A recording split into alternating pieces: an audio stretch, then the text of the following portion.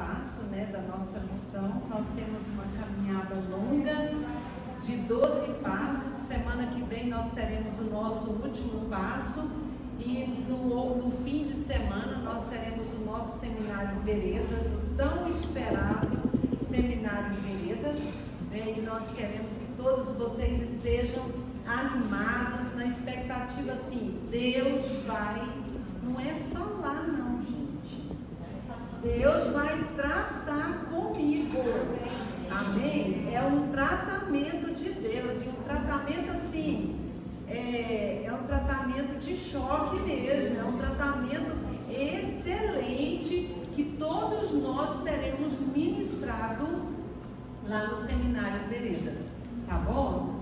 Então, continuando hoje, o nosso 11º passo, o título dele fala Andando com Deus.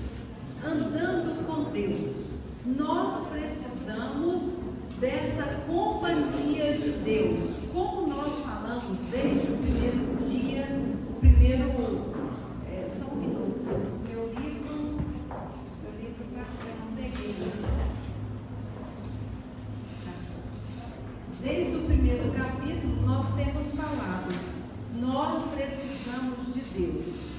Qualquer mudança que nós propusermos em nosso coração, qualquer objetivo que nós fizermos, se nós ficarmos sozinhos, nós não alcançaremos o nosso objetivo. Porque sozinhos eu posso até caminhar por um pouco de tempo, mas daqui a pouco as minhas forças se acabam e eu fico de novo à deriva, voltando às mesmas situações e os mesmos sofrimentos anteriores que nós já trabalhamos em cada passo que foi estabelecido aqui. Compreenderam? Então, esse projeto de mudança de vida, esse projeto de cura da alma, que é o nome do nosso curso, ele é o próprio Deus, ele é fundamental para que de fato ocorra mudança permanente. Não é só mudança, é uma mudança permanente. Sem a companhia dele, nós não conseguimos nos estabelecer, mas com ele nós já somos mais que vencedores em Cristo Jesus. E o versículo base para o dia de hoje é o seguinte: que habite ricamente em vocês a palavra de Cristo. Colossenses 3,16. Que habite, né? Habitar é morada, não é uma visita, não é algo temporário. Que habite ricamente em cada um de nós a palavra de Deus, porque é através da palavra de Deus que nós temos o pleno conhecimento da verdade. E quando nós conhecemos a verdade, o que ele diz Romanos para nós 8,32? Conhecereis a verdade e a verdade vos libertará. Então nós precisamos dessa verdade. E nós vamos apresentar hábitos, né? Aquilo que é hábito, aquilo que eu preciso incorporar na minha rotina diária, aquilo que eu preciso estabelecer como sendo algo que eu vou praticar a partir desse momento. Então, qualquer hábito, ele requer, qualquer mudança de hábito, qualquer novo hábito que eu estabelecer, ele requer de nós disposição, tempo, disciplina e muita perseverança. E todas essas palavras são extremamente importantes, mas a mais difícil delas, eu acredito que seja a disciplina. Porque tudo que diz respeito à disciplina, o que nós fazemos? Corremos dela. Não é verdade? Quando os nossos pais vão nos disciplinar, a gente quer correr, quer fugir, quer apagar. Não é verdade? Cadê a varinha de condão, para que a gente possa assumir? Então, qualquer hábito, ele requer de nós uma disciplina, uma mudança interna de comportamento. Então, nós precisamos da ajuda de Deus para que nós possamos, de fato, buscar essa disposição, esse tempo, sermos disciplinados e perseverarmos sempre na oração. Eu gosto muito desse versículo que está lá em Jó 22, 28. Ele diz o seguinte: tem algum celular tocando por aí? Jó 22, 28, ele diz assim: determinando tu algum negócio, seja firme, e a luz do Senhor vai brilhar em seus caminhos. Ou seja, para que eu possa ter a luz de Deus brilhando no meu caminho, eu preciso determinar e manter firme. Só determinação não dá. Falar eu quero, eu vou, e não se mantiver firme, não resolve. Lembra que eu falei para vocês que quantos casos a gente acompanha de pessoas que falam assim: quando eu aposentar, quando eu ficar velho? Quem falou que você vai aposentar? Quem falou que você vai chegar a ficar velho? Quem de nós sabemos isso? Então o que eu quero fazer, eu faço a partir de hoje e faço agora.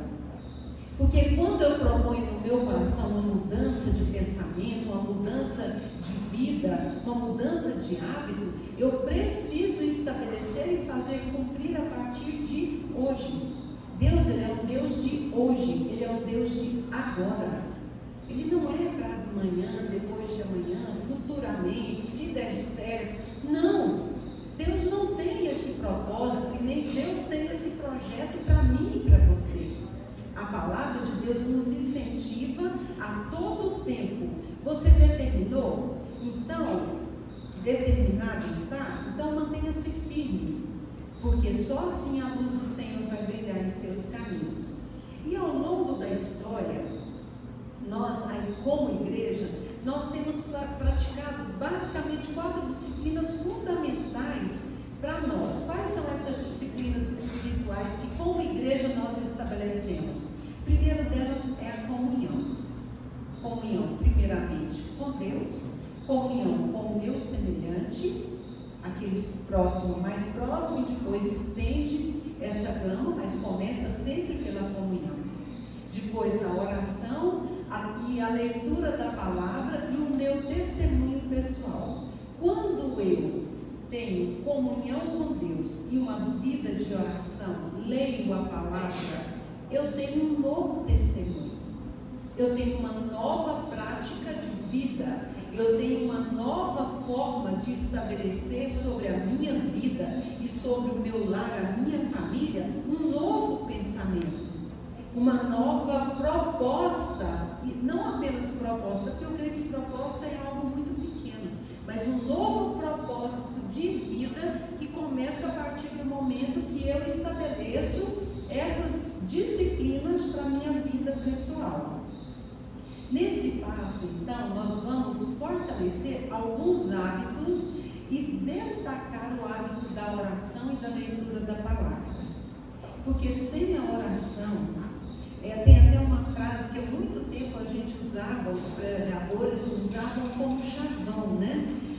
Muita oração, muito poder. Pouca oração, pouco poder. Nenhuma oração, nenhum poder. E isso é verdade. Quando nós estamos na presença do Senhor em oração, quando nós lemos a palavra, quando nós meditamos na palavra, então nós temos unção, nós temos poder, nós temos autoridade.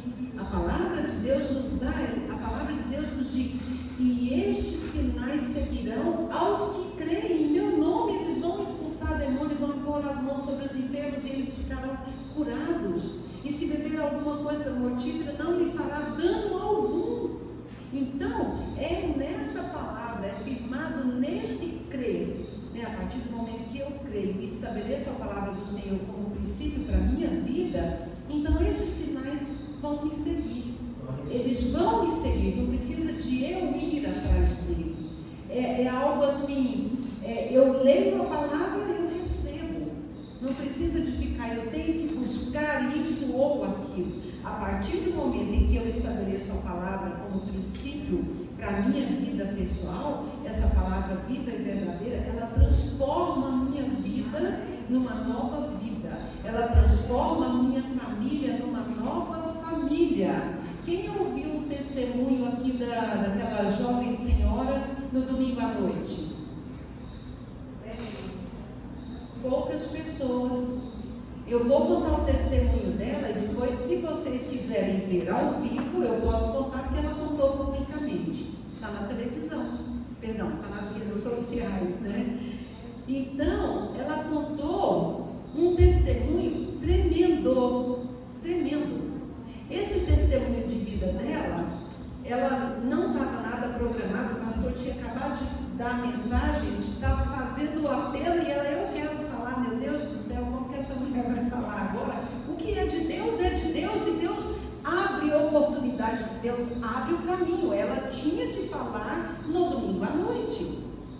Aí então ela vai contar que ela tinha sido abusada sexualmente por mais de uma vez e ela sofreu muito daquele abuso e ela contou para a mãe denunciou o abusador foi preso e depois de 4 anos que se passou o fato, eu não sei quantos anos ela tinha, não dá para imaginar, não perguntei também.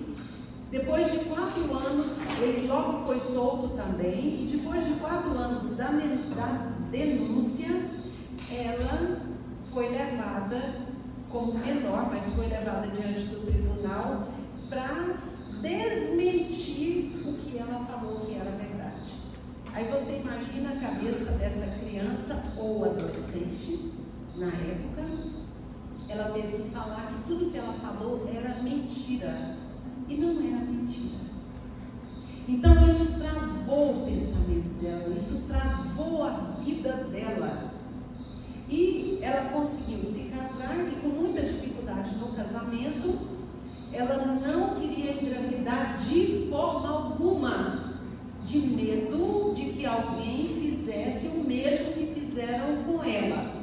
Medo de que fizessem com o filho dela o mesmo que fizeram com ela. Então, ela participou de um chá e nesse chá quem testemunhou foi a minha irmã, a pastora Lúcia. Se alguém não sabe que a pastora Lúcia é minha irmã, fique sabendo que a maioria das pessoas fala, meu Deus, vocês são irmãs, somos irmãs. E através do testemunho da pastora Lúcia, que fala a respeito também de abuso e também do perdão, ela liberou perdão para aquele indivíduo que ela teve que ir lá mentir diante do juiz. Ela mentiu, então ela liberou perdão por toda a maldade, por tudo que ele tinha feito com ela, e ela teve o primeiro bebê, já vai fazer 4 anos, e agora está grávida do seu bebê. Amém, gente? Então, um testemunho vibrante, um testemunho de libertação, um testemunho de vida. Por que ela conseguiu esse testemunho de vida? Por conta da forma como ela estabeleceu esse novo padrão de vida. Ela não precisava ficar presa a esse passado de dores e sofrimento. Ela poderia ressignificar aquele estado de dor e de sofrimento para que ela pudesse continuar vivendo, porque arrastar aquele peso, lembra aquele peso que eu coloquei aqui naquele dia? Que eu peguei aquele saco, amarrei e ainda peguei uma corrente, era uma corrente, gente, e passei no meu pescoço e tentava arrastar aquilo, tanto sofrimento para arrastar o peso da dor que continha naquele lixo que eu arrastava. Então isso sufoca o corpo, sufoca a alma, ele mata emocionalmente a pessoa que assim detém esse fardo. Então nós precisamos liberar perdão, nós precisamos de ter essa dependência de Deus por meio do quê? Da oração e da meditação na palavra de Deus, porque é ela que nos liberta, é ela que traz vida e traz vida abundante. Enquanto lá João 10:10, enquanto o inimigo está do lado de cá para matar, roubar e destruir, o Senhor Deus está dizendo assim: eu vim para que você tenha vida e vida abundante. Amém, gente? Nós estamos desse lado aqui. Nós estamos aqui. As duras penas estamos aqui lutando para ter certo? E no 10º passo, nós falamos para vocês sobre 3 hábitos. Esses 3 hábitos foi o hábito de responder às crises e ao conflito com a confiança em Deus. Você imagina como que essa moça pode responder a esse conflito? Dentro dela, perdoa, não perdoa, continua sofrendo, passo para a liberdade. Ela enfrentou o conflito com a confiança de que Deus estava no controle. Isso era o suficiente. Deus estava no controle. Esse foi lá do 10º passo, tá, gente? Só recapitulando para vocês. O 2º hábito foi de nos tornarmos uma pessoa mais sensível ao Espírito Santo, através da leitura, da meditação e da oração, da leitura da palavra. E o 3º hábito é reconhecer o nosso erro, arrepender e pedir perdão, tornando-nos uma pessoa ensinável e reconciliável. Nós precisamos de entender que quando nós reconhecemos o nosso erro, nos arrependemos e pedimos perdão, essa tríade, né? O reconhecer, o arrepender e o pedir perdão, nós nos tornamos ensinável, tratável. O nosso coração, ele se torna mais com funções de reconciliação com aquele que nos ofendeu, com aquele que nos machucou. Por isso nós precisamos estar aos pés da cruz para continuarmos, que é o que nós vamos falar hoje nesse 11º passo. E nós vamos acrescentar mais 3 hábitos que precisamos para a nossa vida, que é o hábito da oração. O que é orar, gente? Orar é falar com Deus. O 2º hábito, ouvir. O segundo hábito, o hábito de ouvir a Deus. Nós vamos sair do monólogo, que a gente só fala, pede. Alguns agradecem e pronto. Mas nós precisamos também de ouvir Deus. E nós ouvimos Deus quando nós meditamos na palavra. Quando nós oramos a palavra e nós ouvimos Deus falar conosco. E o 3º hábito é o hábito da leitura e da meditação na palavra de Deus. Ou seja, eu me rendo aos teus pés.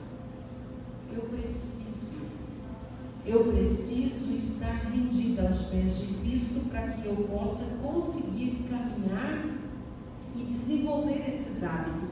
Esses hábitos, como nós falamos, esses inúmeros outros que nós já falamos, mas esses 3 que eu acabei de falar aqui, sobre a confiança em Deus e tornarmos pessoas mais sensíveis, reconhecimento de erro, arrependimento e pedir perdão, isso são ferramentas, gente, para nós trabalharmos na nossa alma, ferramentas para nós aprendermos a cultivar o solo do nosso coração. Tem coração que é suave, tem coração que ele, com poucas ferramentas, você consegue trabalhar nele. Mas tem coração, a própria palavra de Deus diz que tem o solo, é como as pessoas que ouvem, é como aquelas que as palavras caem pelo caminho, não tem terra suficiente, né? O passarinho veio e comeu e acabou a semente. Aí o 2º solo, ele nasce, mas ele está no meio dos pedregulhos, a terra é pouca, o calor do sol aumenta, a dificuldade vem sobre nós, e o que acontece com essa semente? Germina, mas logo morre. A outra é sufocada pelos espinheiros, e só a última é que é uma classificação de solo bom, que ela cresce e produz semente a 30, 60 e a 100 por 1. Então, essas ferramentas que nós estamos falando hoje, o hábito da oração, de ouvir Deus, da leitura e meditação na palavra, são ferramentas necessárias para que eu e você possamos enfrentar as dificuldades do nosso dia a dia. Porque se você não utilizar essas ferramentas apresentadas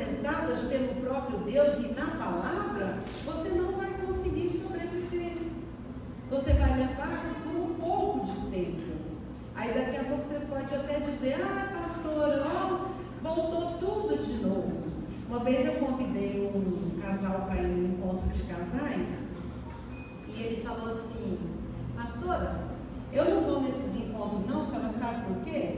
Encontro não muda ninguém, a gente vai lá e volta tudo do mesmo jeito. Eu falei, é verdade, para quem não abriu o coração para ser transformado, vai e volta do mesmo jeito. Agora, se você abrir o coração, eu não conheço quem vai e volta do mesmo jeito. Então, a culpa é minha e é sua, não é do encontro. É minha e é sua, se você abrir o coração. Por isso, nós precisamos incorporar esses novos hábitos, porque nós já esquecemos. E muitos não nos foi passado. Não cultivaram a oração, não cultivaram o hábito de ouvir a Deus e nem tampouco da leitura da palavra, que é aquilo assim que a gente sempre pergunta nos encontros: que dia o seu filho te viu de joelhos orando por ele? Né? Que dia? Que dia seu filho viu você gritando com ele? Ouviu? Que dia seu filho ouviu você gritando com o seu marido ou com o seu cônjuge? Então tem uma diferença muito grande, não tem, gente? Nós precisamos pensar e repensar as nossas ações. Que dia os seus filhos te viram lendo a palavra de Deus? Eu lembro um dia, eu estava preparando uma palavra para ministrar. Eu era professora de adolescentes, os meus meninos eram tudo pequeno. Quem aqui falou verdade? É verdade. Eu tenho aluno aqui que são pastores, gente. Muitos dos pastores aqui foi aluno meu na adolescência, né? Então, o Rodolfo foi dormir, me deu um beijinho e eu fiquei lá preparando a palavra. Levantei de madrugada e fui continuar preparando a palavra. Quando ele levantou, ele chegou lá na mesa e falou assim: mamãe, você não dormiu, mamãe? Ou seja, na cabecinha dele, eu passei a noite ali. Os nossos filhos precisam disso. Os nossos filhos precisam, nós como pais, como avós, né, aqueles que ainda vão ter filhos, olha que responsabilidade. Você chamar o seu filho, senta aqui comigo e vamos ler a palavra de Deus. Aí é preciso da igreja falar assim: pai, nós queremos consagrar o seu filho a diácono mirim. A nossa igreja consagra os nossos filhos. Mas para ele ser consagrado, você precisa sentar com ele e desenvolver tarefas de leitura bíblica, de interação entre pais e filhos. Meu Deus! Imagina, da onde isso no passado era mais do que comum, os pais sentar com os filhos, sabe, de ensinar essa palavra, de contar, de testemunhar o que se passava na vida deles. Outro dia eu ouvi uma advogada que é administradora de condomínio, e ela foi chamada para ajudar a resolver uma questão lá no condomínio. A briga era o seguinte: o condomínio não aceitava a criança descer para brincar sozinho. O pai era obrigado a descer com os filhos. O que os pais fizeram? Abaixo-assinado para não descer com os filhos. Entendeu? Os pais não querem gastar tempo com os filhos. Os pais não têm tempo, então as crianças não vão descer. E esses filhos vão viver com quem? Qual exemplo? O que eles vão ter como cópia? Para o futuro, gente, para o futuro. E aí precisa da lei, ir lá e estabelecer lei. Meu Deus, eu tinha que ser a primeira a me posicionar. O meu filho desce comigo. E meu filho não desce sozinho, ou meu filho desce com meu irmão, com meu vizinho, que eu tenho confiança. Não é verdade? Apesar de que hoje está meio difícil a gente estabelecer confiança, porque ninguém conhece ninguém. Coração é terra que ninguém habita, tá, gente? Só o Espírito Santo de Deus é capaz de sondar. Então, vamos trazer para nós essas ferramentas para nós podermos lutar e vencer. Nós precisamos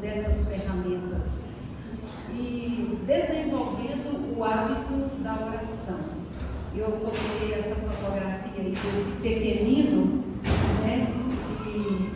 E uma coisinha tão linda, criança. E a criança, quando ela tem inclinação para a oração, é uma coisa assim tão linda. O meu netinho estava muito gripadinho esse mês passado, meu Deus, só Deus sabe como que a gente passou com esses netinhos. E o meu netinho mais velho, tem 2 netinhos, um de 2 meses, fez 3 meses, está fazendo 3 meses hoje, e o mais velho de 3 anos e meio. Aí, o mais velho que ficou muito mal, e da gripe, garganta, e aquela secreção e tosse, aquele sofrimento próprio de criança. E eu chegava lá e ele falava assim: vovó, ora papai do céu sarar minha gargantinha, sarar meu olho, vovó, ora por mim. Aí eu sempre orava por ele. E quando eu chego na casa dele, eu bato na porta e devagarzinho eu destranco a porta e eu ajoelho no chão para ficar na altura dele, para abraçar, beijar e conversar com ele.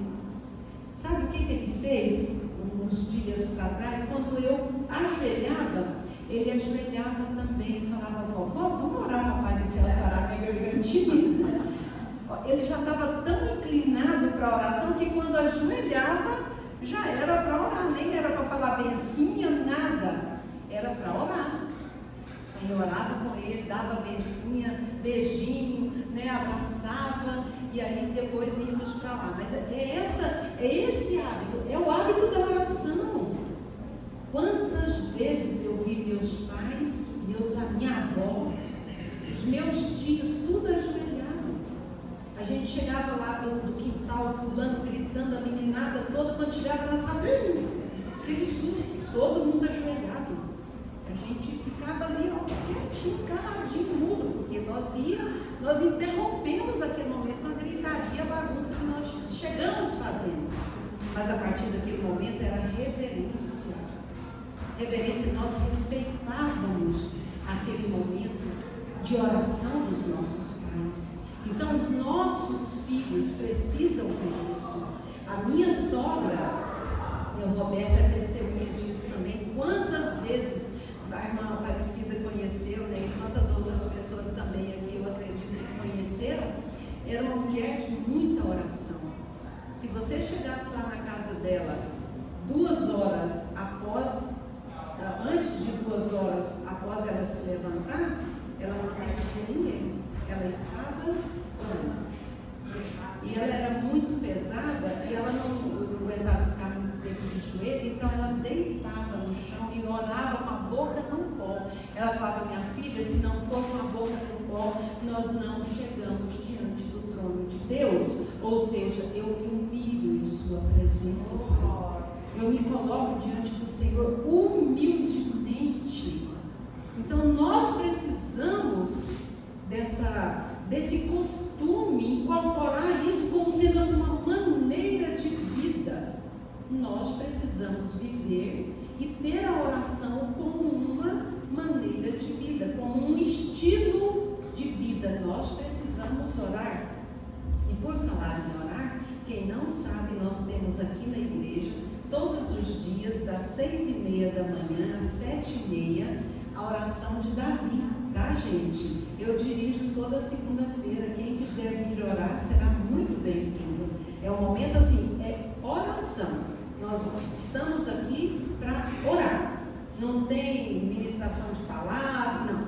Nós temos a oração individual, depois cantamos um hino e fazemos a nossa oração em conjunto e vamos abençoados todos os dias para as nossas casas. Tá? De segunda a sexta nós temos essa oração aqui, com exceção agora do feriado, que nós então, muita gente viaja, então nós não estaremos aqui no feriado, mas a semana que vem estaremos aqui direto, tá? Olha só o que Paulo fala aos Filipenses 4:6. Não andem ansiosos por coisa alguma, mas em tudo, pela oração e súplica, e com ação de graça, apresentem seus pedidos a Deus. E a paz de Deus, que excede todo entendimento, guardará os vossos corações e a mente de vocês Cristo Jesus. Outras versões diz que guardará o vosso entendimento, guardará o vosso coração e guardará os vossos sentimentos em Cristo Jesus. É ter o coração guardado em Cristo Jesus é através da oração e da súplica, com ação de graças, apresentando a Deus. Então, pare de contar. Contar é uma coisa. Contar para o outro a minha necessidade. Pare de contar, de falar. Fale com Deus. Apresenta para Deus qual é a sua necessidade, crendo que Ele te dará a resposta. Está aqui. É Ele que guarda as nossas emoções. O que você pode dizer de uma pessoa que perdeu a única filha, está num hospital toda aberta, com aquela pseudomonaerognose, que é a causadora da síndrome de Fournier, e a filha morre e ela diz assim: Deus está no controle de todas as coisas. A mente dela está guardada aonde, gente? Em Cristo. É no esconderijo do Altíssimo. Senão ela não daria conta de falar. A filha morreu e ela disse assim: eu não vou fazer o velório. Podem ser, ela não tinha condições, né? Perdão, ela falou: não vou fazer o luto agora. O sepultamento nós fizemos, ela estava internada na UTI. E ela falou: eu não vou fazer o luto agora. Como é que adia um luto, gente? A neném morreu. Como que fala que não vai fazer o luto? Parece até inconcebível. Ela falou assim: olha, Deus me deu uma direção. Eu vou lutar pela minha vida. Depois que eu estiver firme, eu volto e faço o luto. Gente, eu nunca tinha passado por uma experiência dessa. Eu passei. Foi minha irmã. Não foi longe não, foi dentro da minha casa, dentro da minha família. E quem estava aqui, doutora André também acompanhou, Cris acompanhou, a auxiliadora acompanhou, e a Sussu, as pessoas que estavam aqui conosco acompanhou tudo isso. E nós passando por isso. Então, minha irmã, se essa é a direção que Deus deu, vamos seguir juntos. Vamos juntos. Como que essa pessoa tem coragem? Como que essa pessoa dá conta de fazer uma coisa dessa? A única filha que teve e não tem mais possibilidade de ter outra, até mesmo porque perdeu todo o tecido da barriga, acabou, não tem como, e a idade agora também já passou. E agora? Você entendeu? Se Deus ia levar, por que Deus deu? A gente fica indagando. Mas a pessoa que tem Deus e que vive na dependência e na confiança de Deus, ela sabe que Deus tem uma resposta, uma direção melhor, ainda que isso lhe cause dor. Isso aqui é ter uma emoção guardada em Cristo Jesus. A emoção dela está debaixo do esconderijo do Altíssimo. Ela mora lá, gente. Nós estávamos morando lá juntos. Nós estávamos juntos. Vem a tempestade que vier, nós vamos passar junto. Passamos, vencemos pela graça de Deus. Então, não adianta nós queremos ficar ansiosos. Não adianta. Nós precisamos de fazer conhecidas diante de Deus as nossas petições. Logo, orar é falar com Deus. E a oração, ela traz em si muitos benefícios, né? Muitos benefícios. E os benefícios que ela traz é o quê? É ter uma alma nutrida e alimentada, ter convicção de quem nós somos em Deus. Quem ora, ele sabe quem ele é. Ele não permite que as vozes do mundo, as vozes que depreciam ele, a voz do inimigo, fique falando ao seu ouvido. Por que ele não permite? Porque ele sabe quem ele é em Deus. Nós precisamos de saber quem nós somos em Deus. Qual é o meu meu papel como pessoa, qual é o meu chamado, qual é o meu posicionamento dentro, eu até diria que é uma identidade, gente. Qual o papel ou o lugar que você ocupa dentro da sua casa, dentro da sua família, dentro do seu casamento, no seu relacionamento marido e mulher? Quem sabe o papel que ele ocupa não tem medo. Ele enfrenta a dificuldade, ele trata com seriedade os acontecimentos que estão à sua volta, aquilo que está acontecendo. Ele não foge. Por quê? Porque quando nós temos a convicção de quem somos, nós sabemos o papel que nós ocupamos e desenvolvemos. É uma questão de posicionamento. Você decide, você toma esse posicionamento, porque nós adquirimos sabedoria. O amor a Deus, ele é o princípio da sabedoria. A sabedoria, ela vem de Deus. E esse posicionamento nós alcançamos em Deus. Nós nos posicionamos em Deus e é nele que recebemos essa sabedoria. Nós temos a nossa fé acrescentada. Nós recebemos poder para lutar e vencer. Poder para lutar e vencer. Nós não estamos só. Nós lutamos e vencemos, porque quando nós só lutamos, já viu aquelas pessoas que todo dia acordam e dizem assim: e aí, como vai? Estou na luta, estou lutando. Mas não vai vencer não? Eu estou lutando e vencendo. Cada dia, não é verdade? Cada dia nós vencemos ursos e leões. Davi não enfrentou ursos e leões? Todos os dias nós enfrentamos ursos e leões. Agora nós lutamos e vencemos. Está morto. O leão de hoje já está morto. Pode ser que amanhã se levante algum, mas vai morrer também. Porque em Cristo Jesus nós temos esse poder e essa autoridade de lutar e vencer. Porque em Cristo Jesus nós já somos mais que vencedores. Amém? Nós mantemos o nosso novo estilo de vida. Por que o nosso novo estilo de vida? Porque nós estamos aqui buscando uma mudança na nossa vida. Então, a partir do momento em que eu faço da oração um estilo de vida, eu passo a ter um novo estilo de vida.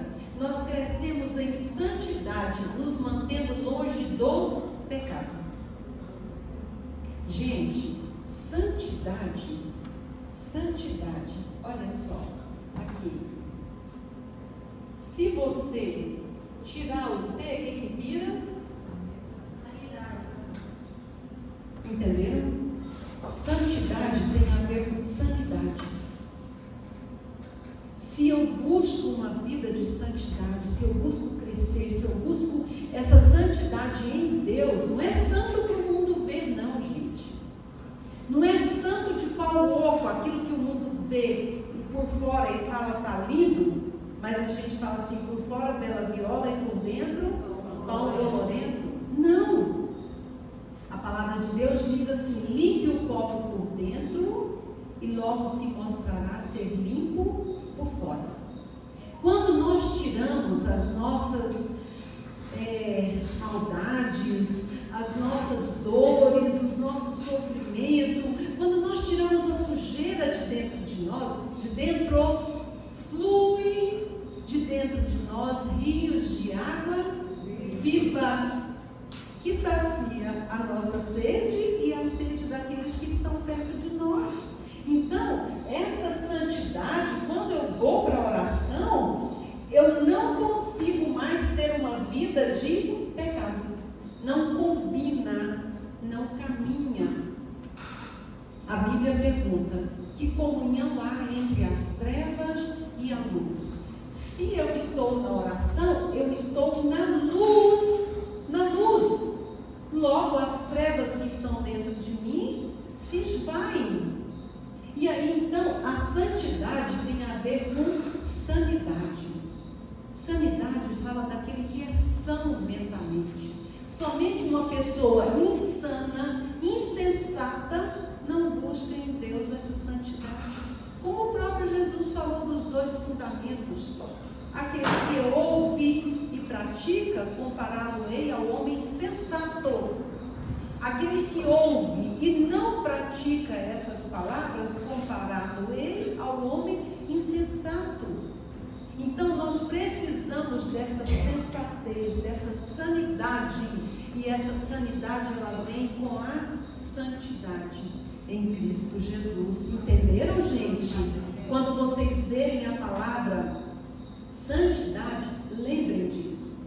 Somente os sanos procuram a santidade, tá?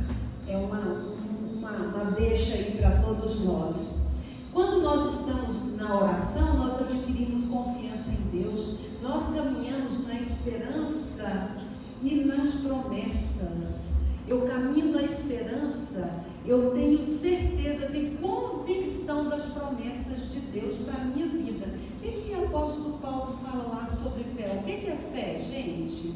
O que é fé? Fé é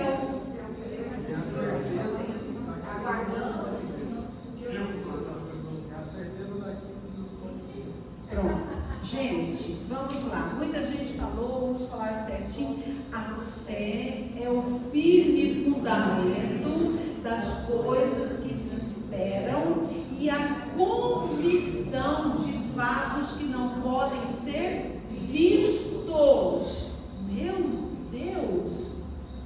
É muita fé, gente. Nós precisamos de fé demais. Quem está nesse nível de fé, levanta a mão.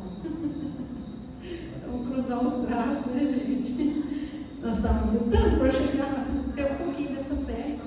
Nós queremos, quem quer ter? Todo mundo quer ter esse nível de fé, amém? Nós queremos ter esse nível de fé.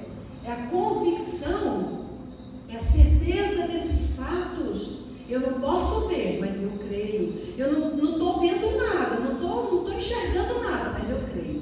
Tem solução, tem saída, eu vou alcançar em Cristo, eu vou prosperar, em Deus eu vou conseguir essa mudança, em Deus eu vou estabelecer esse novo padrão de vida e vou prosseguir e vencermos e alcançarmos a vitória em Deus. E décimo, nós criamos o desejo de ser sempre melhores, certo, gente?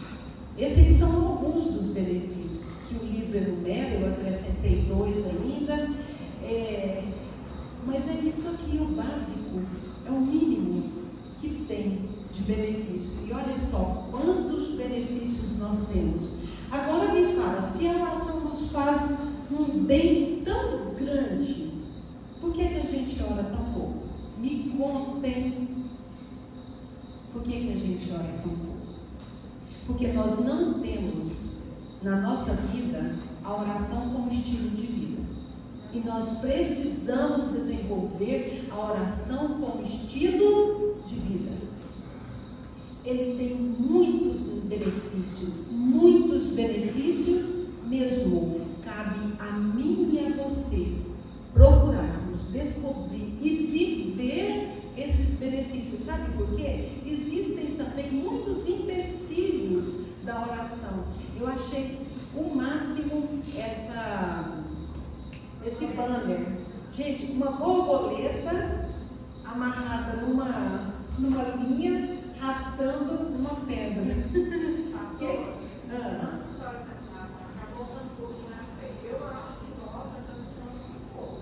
O Papa perguntou assim, quem está nesse nível? Né? Mas se nós olharmos, por exemplo, quantas coisas nós conquistamos, estamos vivenciando hoje. Quando Deus fez a promessa, nós não vimos nada, mas nós decidimos crer mesmo sem ver. Então nós caminhamos, eu creio que a gente tem que caminhar muito nessa questão da fé.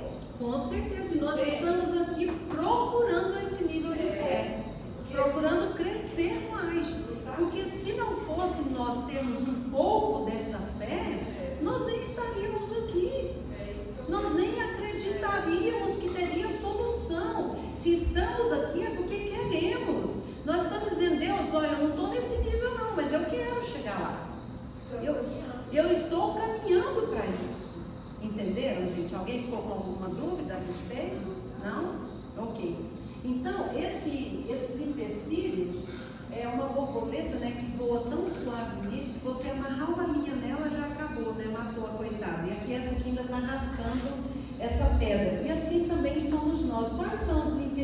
da oração? A nossa autossuficiência, o egoísmo, o hiperativismo, a depressão espiritual. O que é a depressão espiritual? Eu desanimei com tudo, eu não quero mais nada. É como se acabasse a perspectiva de uma fé, de um futuro. Outro dia eu liguei para uma pessoa e falei para ela: nossa irmã, quanto tempo eu não te vejo? O que foi? Está sumida, a pandemia já passou, você não voltou, está tudo bem, me conta, né? Ela falou assim: eu estou doente da alma. Doente da alma. Perdi as forças, perdi a esperança de que tem algo bom, algo novo para mim. Sabe por quê? Porque ficou sozinha muito tempo. A brasa fora do braseiro, ela apaga. Nós precisamos dessa fé comum vivida entre nós. É aqui que nós vamos alcançar o nível de fé que um ajuda o outro. A palavra de Deus diz assim: um ao outro ajudou e ao seu companheiro disse: esforça-te. Ou seja, é o companheirismo, é um do lado do outro. E quando a gente vê que o outro está com as pernas capengas, a gente vai falar: olha, anima, toma um golinho de água, vamos embora, a canané é logo ali, não pode parar agora não é? É assim que a gente faz. Então, é unidos em comunidade que nós vamos vencer. Outro empecilho é conceitos equivocados de Deus. Conceito equivocado de Deus, eu já ouvi pessoas dizer assim: eu não oro mais porque Deus não me ouve, porque eu blasfemei contra o Espírito Santo. Meu Deus, o que é isso? Você não fez isso, irmão. O que foi que você fez? Aí ele conta a história dele e você diz: não, isso não é blasfemar contra o Espírito Santo. Blasfemar contra o Espírito Santo é dar uma atribuição que não é dele, uma atribuição maligna, e você dizer que aquilo que é maligno é obra do Espírito Santo. Você fez isso? Não, não fiz. Mas se você não fez isso, como que então você está dizendo que blasfemou? Nem tem conhecimento próprio do que é conhecer Deus e já está ali com um conceito equivocado de Deus. E isso impede ele de estar diante de Deus. Ou então alguém falou para ele que o pecado dele não tem perdão.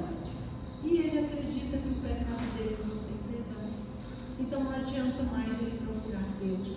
E isso não é verdade, porque a palavra de Deus diz que ele morreu por todos.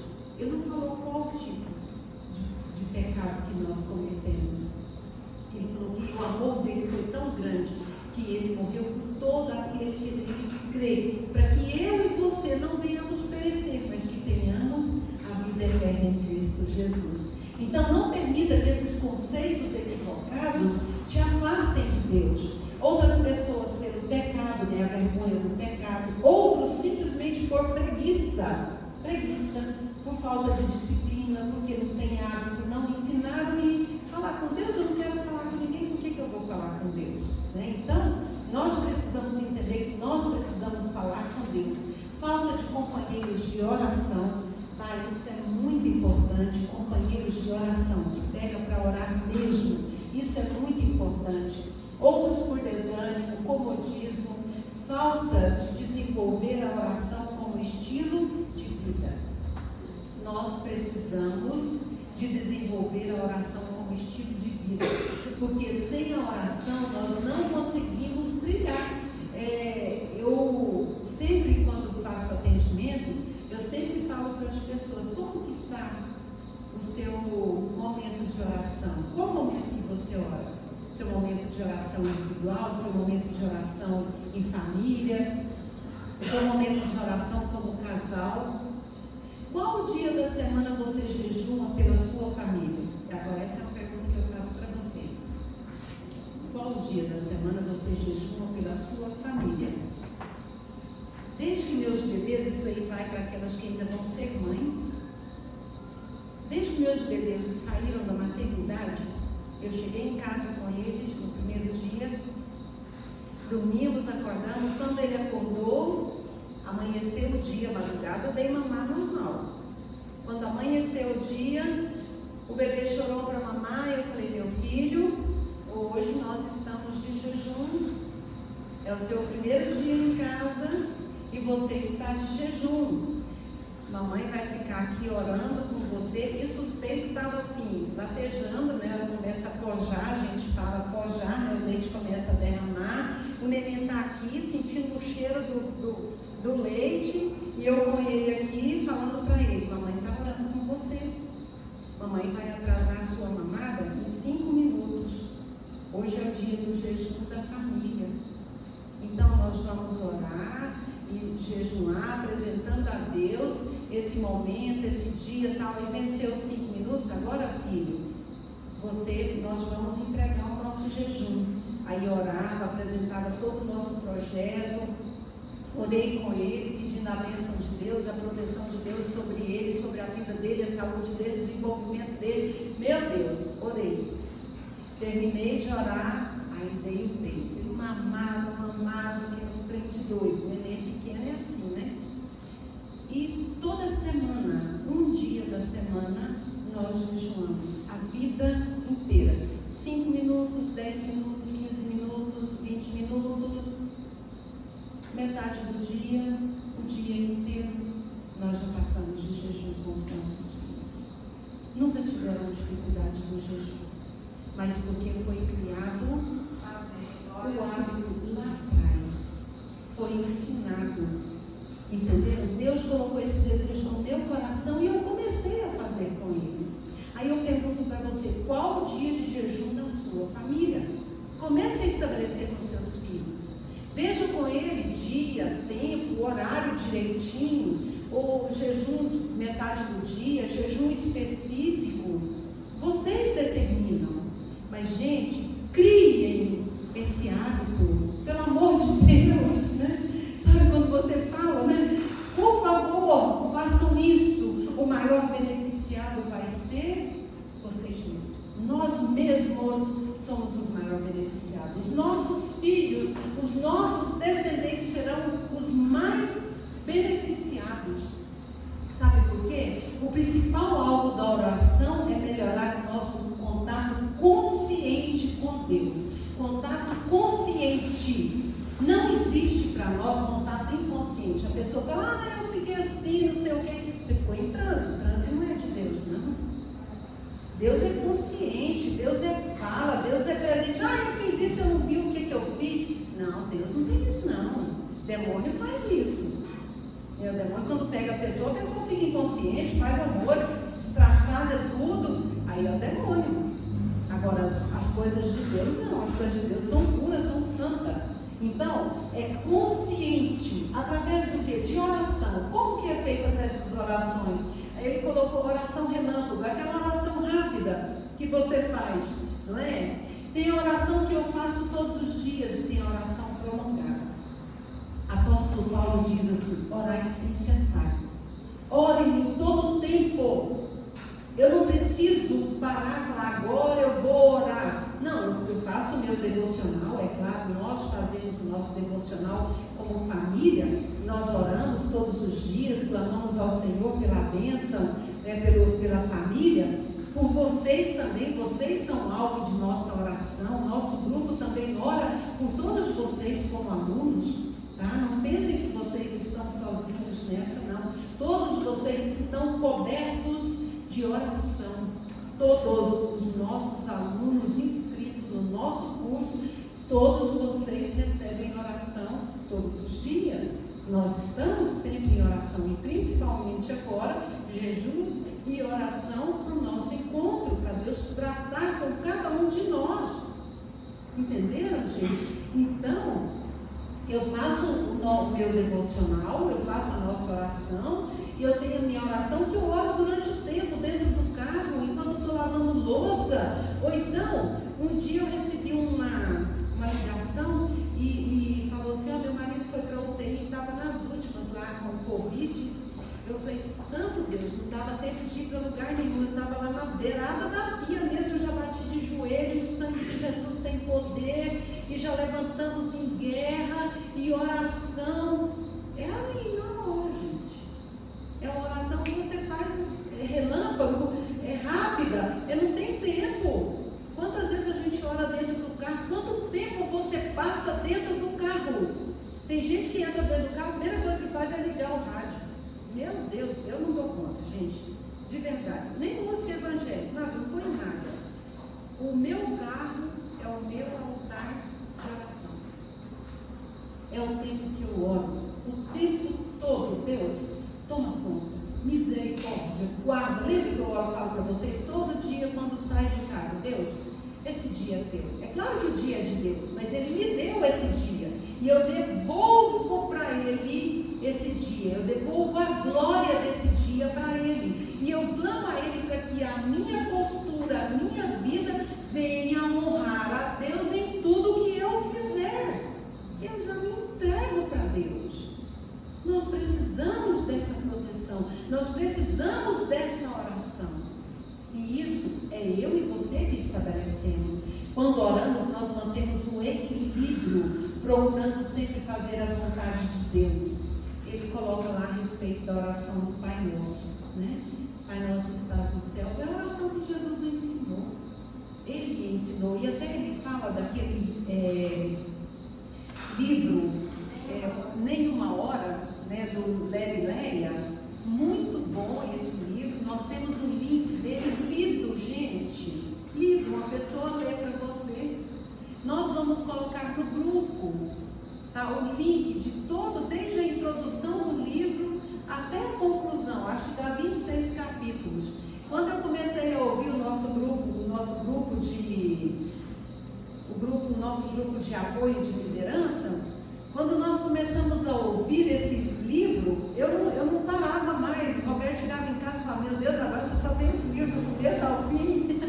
Enquanto eu acabar, não dou conta de parar de ouvir, não era assim? Todos nós fomos movidos para estarmos lendo, praticando e buscando em Deus.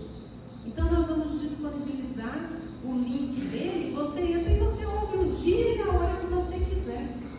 Certo? É só entrar lá naquele link, vocês vão ser tremendamente abençoados. E aí ele fala a respeito do Pai Nosso, né? A oração que o próprio Jesus ensinou.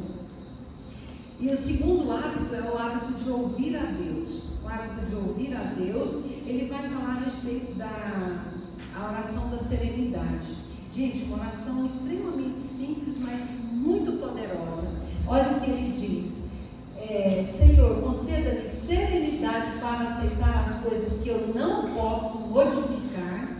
Tem coisas que eu posso modificar e tem coisas que eu não posso modificar. Coragem para modificar aquelas que eu posso mudar. E eu tenho que ter sabedoria para reconhecer a diferença entre elas. Meu Deus, é só Deus que pode nos fazer isso. Senão eu vou me embaraçar nisso aqui. Eu vou querer mudar o que eu não posso mudar e vou querer deixar de lado aquilo que eu posso mudar. Então eu preciso desse equilíbrio. E eu consigo isso através da oração. Ouvir a voz de Deus, como ouvir a voz de Deus? Primeiro, ouça a voz de Deus falando com você através da meditação na palavra. Ouça a voz de Deus por meio do Espírito Santo, a ação do Espírito Santo de Deus. Ouça a voz de Deus por meio do Espírito Santo falando através de uma pessoa. O Espírito Santo de Deus também fala através das pessoas. Em 2 Crônicas 20:20 vai dizer assim: ouvi os vossos pastores e prosperareis. Pastores de Deus, tá? Não é pastores de bode, não. Pastores de ovelha, pastores de Deus. Ouvi os vossos pastores e prosperareis. Ouvir a voz de Deus através das pessoas. Um dia eu saí com o diagnóstico do oftalmologista com o meu filho que não enxergava 5% em um olho e o outro ele enxergava 0,5% em um olho e o outro ele enxergava 50%.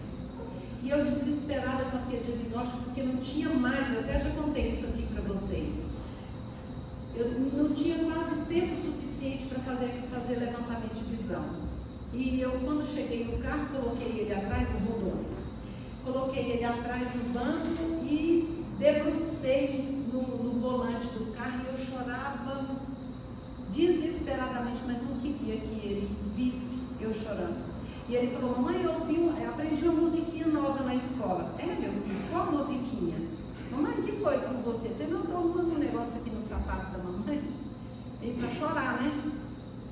Aí ele começou a cantar a musiquinha. Duas casinhas junto ao mar, tão pequeninas ao olhar, veio um terrível temporal que surgiu da beira-mar. Brum, brum, brum, o trovão roncou, não sei o que, o relâmpago fuzilou, chá, chá, chá, chuva assim caiu, e a casinha da areia ruiu.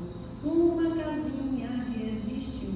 Mamãe, por que uma casinha resistiu, mamãe? Precisou de falar mais alguma coisa? Entenderam? Deus falou através da boca de uma criança, com uma musiquinha nova que ele tinha aprendido na escola. Então Deus fala, gente. Abra os ouvidos e ouça. Para ouvir Deus falar, eu preciso o que, gente? Diminuir o volume do mundo externo e também do mundo interno, para que eu possa ouvir. Terceiro, finalmente, desenvolver o hábito da meditação. Meditação, gente, é ler a palavra.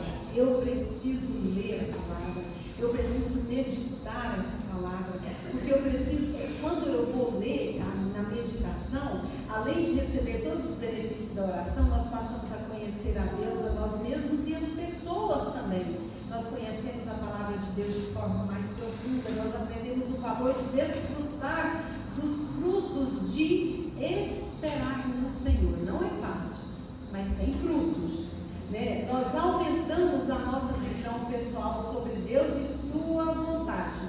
Nós melhoramos a nossa visão do propósito de Deus para a nossa vida. Depende de mim e de você. Dispostos a utilizar essas 3 ferramentas, gente? Mais 3? Amém?